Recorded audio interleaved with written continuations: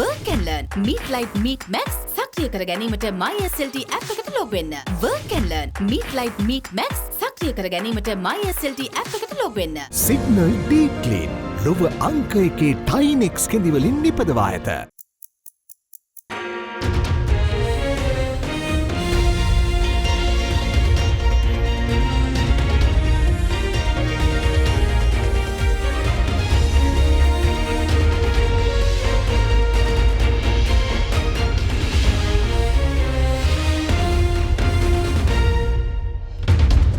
On First at 9, this Sunday, the 20th of November 2022. Back in business. Sri Lanka to revoke ban on glyphosate 7 years after it was implemented. Going green. President Ranil Wickremesinghe discusses establishing a mega hydro project in Mannar district to mitigate effects of global warming. So one day we'll have to put more these things into reforestation. Those areas have to be protected. More than putting forest here, we need the forest up there. So we'll all have to work for it. Landmark consensus. COP27 delegates reached landmark agreement to set up a loss and damage fund to help vulnerable countries cope with climate disasters. From AdaDerana, this is AdaDerana First at 9 with Indivadi Amuwata. Live from Studio 24 in Colombo. A lot of emphasis on going green, a green economy and climate change internationally as well as locally. But first, in local news. During his visit to Mannar district today, President Ranil Wickremesinghe held discussions with government officials on establishing a mega green hydro project, improved water management system and reforesting projects within the district to mitigate the effects of global warming. The head of state also discussed plans on renewable energy and offshore wind generation during his visit to the wind power plant in Mannar and instructed the Ceylon Electricity Board and Sustainable Energy Authority to expedite those plans. President Ranil Wickremesinghe, who is currently on a visit to the northern province, visited Mannar this morning to understand the problems faced by the people in the district and to discuss possible solutions. During his visit, the president inspected the renovations carried out at the Mannar Dutch fort. But then we'll have to do the whole island as a tourist thing. While we do this, there'll have to be some other land also for tourism. He also visited the Nadikudai fishing village and engaged in conversation with the fishing community, where he inquired about the issues they face. The president assured that prompt action would be taken to provide necessary solutions to their issues. Meanwhile, Thalemana Pier also became an inspection point of the head of state.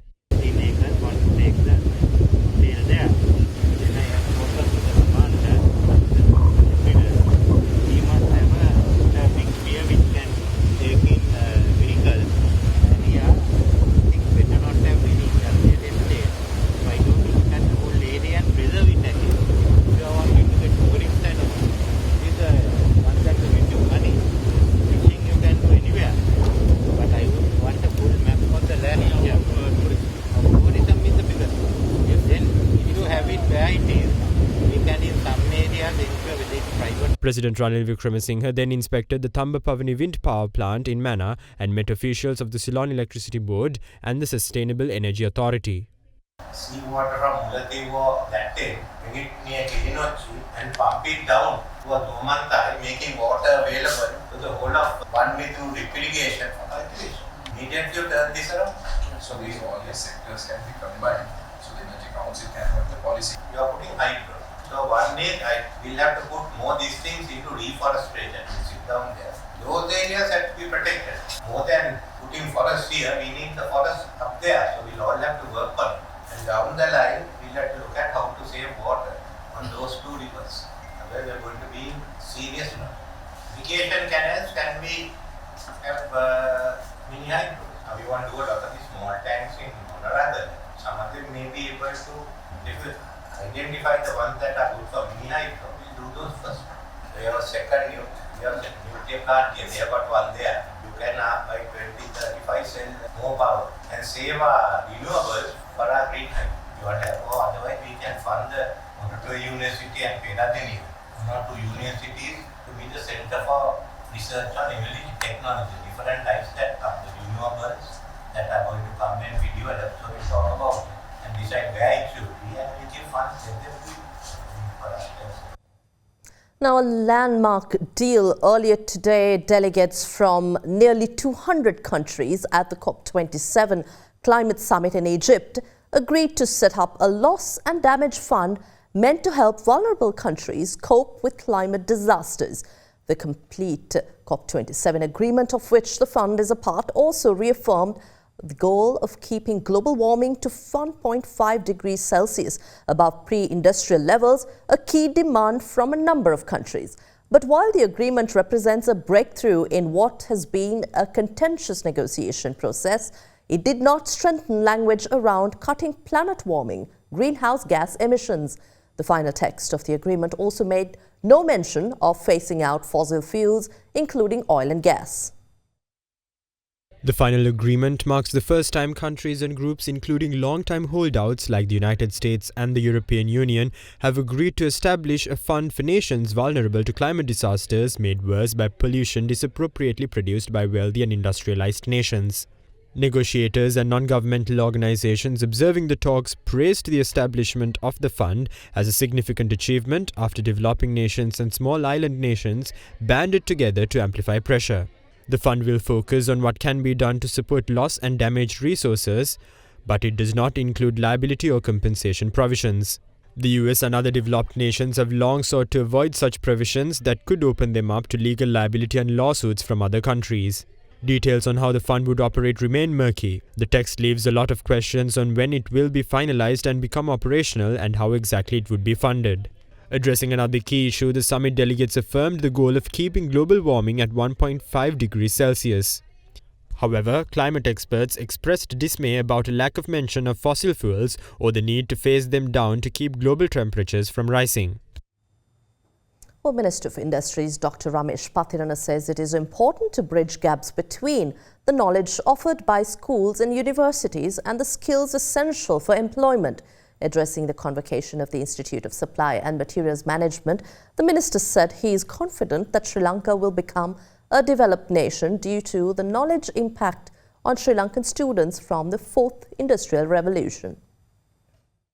The 30th convocation of Graduate Diploma in Purchasing and Supply Chain Management of the Institute of Supply and Materials Management was held yesterday under the patronage of Minister of Industries Dr. Ramesh Pathirana. Even though we build schools, we build universities, we build tertiary education institutions, we broad-base the educational sector in this country, but they are not in par with the knowledge or in relation to the employability of the country. That is the gap we need to bridge. I think we talk about Fourth Industrial Revolution, IR 4.0. There is great difference between first three industrial revolutions that happened in the world and the Fourth Industrial Revolution. What is the gap? There was a huge communication gap. Whatever that world had seen during first, second and third industrial revolutions, it nearly took 50 to 100 years for the Sri Lankans to see the results of them, starting from steam engine, telephone, electricity, nuclear power, which might not see for our lifetime. So there was a communication gap. But that gap is getting bridged now gradually in the Fourth Industrial Revolution because our students are computer savvy. There is high level of penetration of internet in the different parts of the country. Our students do talk about artificial intelligence, robotics, 3D printing, and all those. A lot of students know about them. That gap is narrowed now. Anything that is discovered in this morning, far east corner of New Zealand, Wellington, is known to Sri Lankan students by noon. Whatever that would be discovered this evening in Ontario, Canada, far west corner of the world, would be known to Sri Lankan people by tomorrow morning. That creates a great difference. With a lot of difficulties, during last 70 years, we have come to a middle-level economy. It wouldn't be a magical thing if I say, it's not a political statement, if I say our country will become a developed country during our lifetime. That will happen due to many reasons, multiple reasons. The most important reason is there is no knowledge gap. You're bridging that gap. And we have a huge market opening at our doorsteps with India and China becoming two of the largest economies in the world. So our doors are wide open. I hope and pray with the educated young set of people, which is the best asset this country has, our dream to make a developed country would become a reality during our lifetime. Well, Sri Lanka will revoke the ban on herbicide glyphosate 7 years after it was implemented. The Secretary to the Ministry of Agriculture says that a Gazette notification revoking the ban on glyphosate has been signed by the Minister of Agriculture, Mahinda Amaraweera. The herbicide was banned by former President Maithripala Sirisena due to studies linking the agrochemical to several severe health hazards, including chronic kidney disease. In an official statement, the Secretary to the Ministry of Agriculture stated that the Gazette notification pertaining to the lifting of the ban imposed on the import of glyphosate has been sent to the government printer, subsequent to the signed approval by the Minister Mahinda Amaraweera. The revocation of the ban comes 7 years since the use of the chemical was restricted, impacting the cultivation of all types of agricultural production, including rice, maize, tea and rubber, leading to the decrease in the crop yield and a surge in prices of essential food items. In September, the Cabinet of Ministers had approved a proposal to import glyphosate for a period of 6 months for all agricultural activities during the 2022-2023 Maha season. However, in 2018, the import ban was temporarily lifted for tea and rubber sectors for a period of 36 months, and the move was subsequently approved by the then Cabinet of Ministers. In November last year, an extraordinary gazette was published by the former Registrar of Pesticides, Dr. J.A. Sumit, revoking the gazette notification prohibiting the use and sale of 5 agrochemicals, including glyphosate. Dr. Sumit was later removed from the post pending a disciplinary inquiry into the rescinding of the said gazette, and it was announced that the ban on the 5 agrochemicals was still in effect. The following month, the then government decided to allow the import of organic and inorganic. The leader of the opposition, Sajith Premadasa, said today that he intends to establish a new form of government which is youth-centric despite preferences of or objections of politicians. He made these remarks at a Samagi Janabalawege youth event in Colombo earlier today. අපි පිහිටවනවා තරුණ උපදේශක කවුන්සිලයක්. ඒ තරුණ උපදේශක කවුන්සිලේ අනාගත සමගි ජන බලවේග රජයක තීරණාත්මක ප්‍රතිපත්ති නිර්මාණය කිරීමේ ආයතනය බවට පත් කරනවායි කියන එක මේ අවස්ථාවේ මම ප්‍රකාශ කර සිටිනවා. අපි බිහි කරනවා තරුණ සංවර්ධන අරමුදලක්, තරුණ ව්‍යවසායක බලකාය. අපි දියත් කරන්නට කටයුතු කරනවා. තාරුණ්‍යයේ සිහින සැබෑ කරවන රටක් අපි නිර්මාණය කරනවා. ලොව දිරන biotechnology, 5G තාක්ෂණය, new technology, virtual reality, augmented reality, blockchain, big data. මේවා තවමත් අපේ රටට අලුත් දේවල්. මේ ශේෂ්ත්‍රයන් තුළ තාරුණ්‍යය කේන්ද්‍ර කරගත් දැවැන්ත විප්ලවයක් දියත් කරන්නට අපි කටයුතු කරනවා. දේශපාලඥයෝ කැමති වුණත් නැති වුණත් තාරුණ්‍යයත් කේන්ද්‍ර කරගෙන රටේ රාජ්‍ය පාලනය ක්‍රියාත්මක කරන අලුත් රටාවකට අපි අනිවාර්යෙන්ම මුල පුරනවාමයි කියන එක මම මේ අවස්ථාවේ ප්‍රකාශ කරනවා. Well, Sri Lanka should make a quick shift from depending on external debt to generating foreign remittances, insists Central Bank Governor Dr. Nandalal Veerasinghe. We'll find out when we return after this break.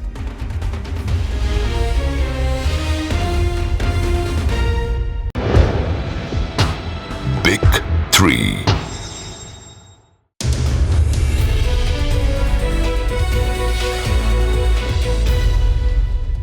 Welcome back. Central Bank Governor Dr. Nandalal Veerasinghe says the economy can no longer run with large current deficits and therefore should be geared towards earning foreign exchange to prevent the country's dependence on external debt. Addressing a post-budget forum on Budget 2023, the central bank chief urged the business community to transform their ventures into foreign exchange earnings in a bid to overcome plans exerted during the process of recovery. Meanwhile, Treasury Secretary Mahinda Siriwardana said the next year's budget focuses on economic growth led by the private sector while providing more opportunities for the youth. A post-budget forum on the Budget 2023 was recently organized by the Centre for Banking Studies under the patronage of Governor of the Central Bank, Dr. Nandalal Veerasinghe. Now we are in a situation kind of stable but at a very low point.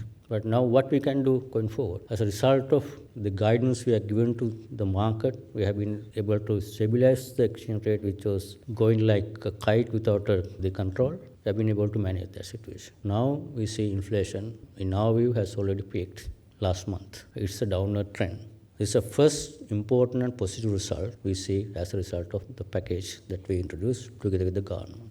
If you look at the budget for 2023, it's all about with the confidence that the economy will be stabilized next year. So what are the next important structural reforms? What are the next important reforms that would prevent us falling back into this kind of a crisis? Going forward, for us to come out of this crisis, we have to address the root causes of the imbalances. This is where government will have to collect more revenues and curtail the expenditure, maintain a sustainable level of sovereign debt, and as a result, there will be benefit from the overall macro point of view for the monetary policy, exchange rate policy, and external current account. We can't run large current account deficits going forward. That is where we need to be able to transform the economy into a more kind of a foreign exchange earning sectors. And as a result, without relying on the external debt, we should be able to generate our own foreign exchange incomes. When we are in a situation that has created the economy into this kind of situation, for us to get the economy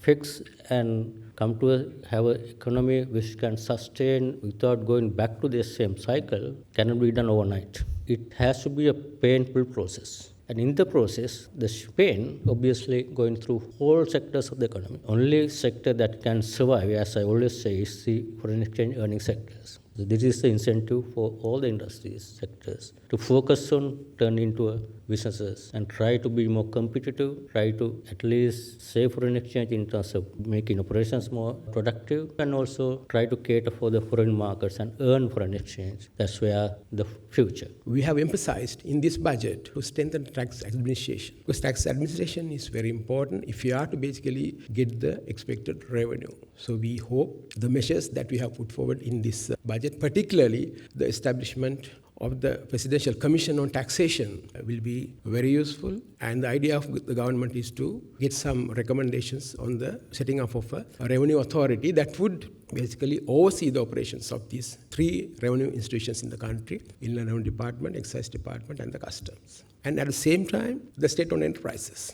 If we are to basically protect the financial system and also to reduce the pressures that are coming from the state-owned enterprises, you have to take serious decisions to streamline the system and also to get away from the loss-making state-owned enterprises. And various other amalgamation is also going to be there. You know that duplication of work is happening in many of the government entities. So we would be streamlining all these things, and that would also support the efforts to improve the loss-making state-owned enterprises' performance. The government will be setting up a presidential commission to monitor the implementation of the budget proposals. The message that the budget giving is that there will be direction. That direction is basically towards having an economy which would be contributed by the private sector, and an economy which would be creating opportunities for everyone, particularly the youth. And that economy would be a modern one, and everyone will have to contribute to achieve this expectation.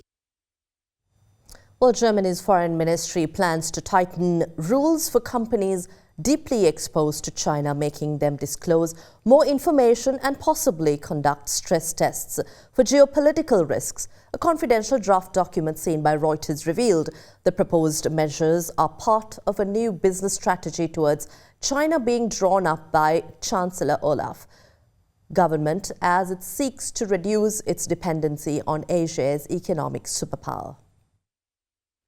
As an official document claims, the aim of the new rule is to change the incentive structure for German companies with market economy instruments so that reducing export dependency is more attractive, particularly to chemical and the car industries. Deep trade ties bind Asia and Europe's biggest economies, with the rapid Chinese expansion and demand for Germany's car and machinery fueling its own growth over the past 2 decades.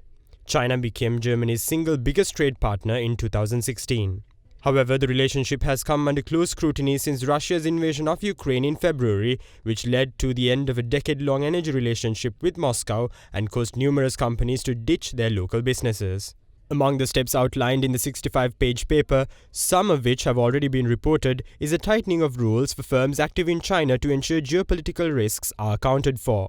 Investment guarantees will face greater scrutiny to take account for the environmental impact, work and social standards, and to avoid forced labor in supply chains. The government also plans to tighten export credit guarantees to avoid unwanted technology transfer, in particular sensitive dual-use technologies, and those can be used for surveillance and repression.